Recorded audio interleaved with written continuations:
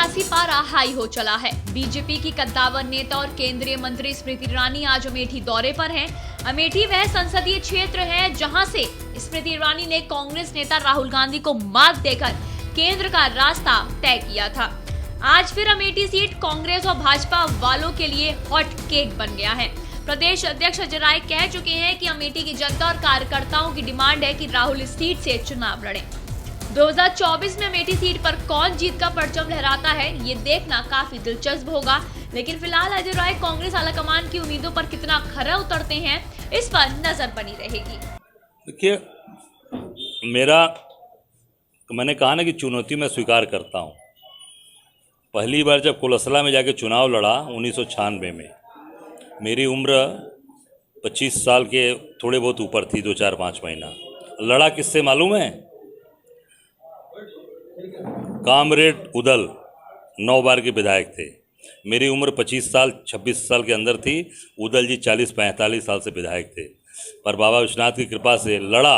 और भारतीय जनता पार्टी अगर ये कहे कि वहाँ मेरा आधार था, तो भारतीय जनता पार्टी उसके पहले कभी वहाँ पर चुनाव नहीं जीती थी। जनसंघ से लेके भाजपा तक उनका कोई आधार नहीं था वहाँ पे। हम लोगों ने मेहनत करके वहाँ चीज़ों को खड़ा किया और वो चुनाव 9 बार के एमएलए कामरेड उदल जी को हराया और चुनौती स्वीकार करते हुए वहाँ काम कर रहा हूँ। तो ये चुनौती भी मैं डंके की चोट पर स्वीकार करता हूँ और आने वाले 4 महीने से 6 महीने के अंदर कांग्रेस सड़क पर दिखाई देगी। आप यूपी में कांग्रेस का संगठन मजबूत करना कांग्रेस के प्रदेश अध्यक्ष अजय राय के सामने किसी चुनौती से कम नहीं है। कभी गठबंधन तो कभी बड़े नेताओं के चुनाव लड़ने पर उनका सहयोग करने वाली कांग्रेस वर्तमान समय में खाली हाथ है। यूपी में कांग्रेस को संगठन को मजबूत करने के लिए काम करने की जरूरत है। ऐसे में 2024 का लोकसभा चुनाव सर पर है। अजय राय को कांग्रेस ने बागडोर सौंप दी है। ऐसे में देखने वाली बात ये होगी कि कांग्रेस के नए सिपलहार कांग्रेस जो जिले में किस तरह मजबूत करेंगे, जिससे आने वाले चुनावों में इसका परिणाम दिखा सकें। ये किसी चुनौती से कम नहीं है।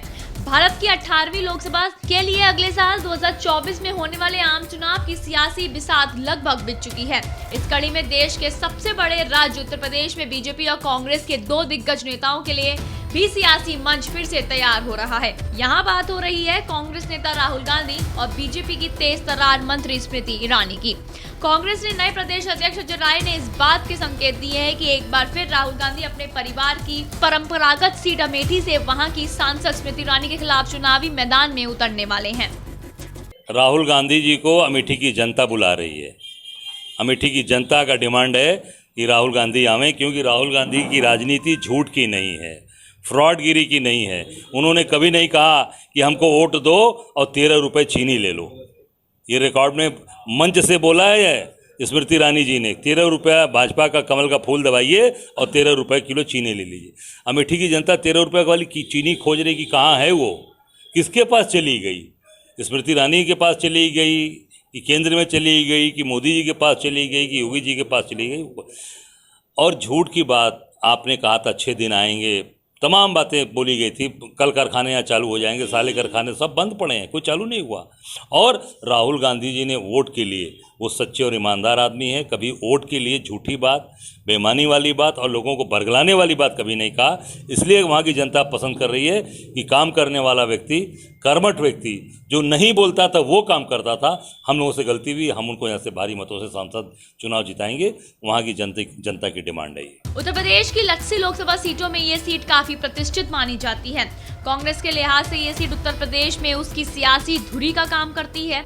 कांग्रेस प्रदेश अध्यक्ष अजय राय ने राहुल गांधी के अमेठी से चुनाव लड़ने की घोषणा कर उत्तर प्रदेश का सियासी पारा बढ़ा दिया है। अगर राहुल गांधी अमेठी से लड़ते हैं तो स्मृति ईरानी से उनकी ये तीसरी टकरार होगी।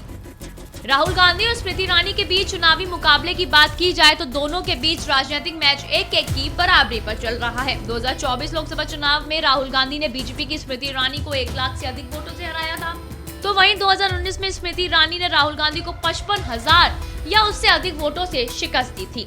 2024 में अमेठी पर कौन किसको मात देगा, ये देखना काफी दिलचस्प होने वाला है। आज की बात करें तो केंद्रीय मंत्री स्मृति ईरानी अमेठी की जनता को सौगात देने वाली हैं। इस पर भी सबकी नजरें बनी हुई हैं।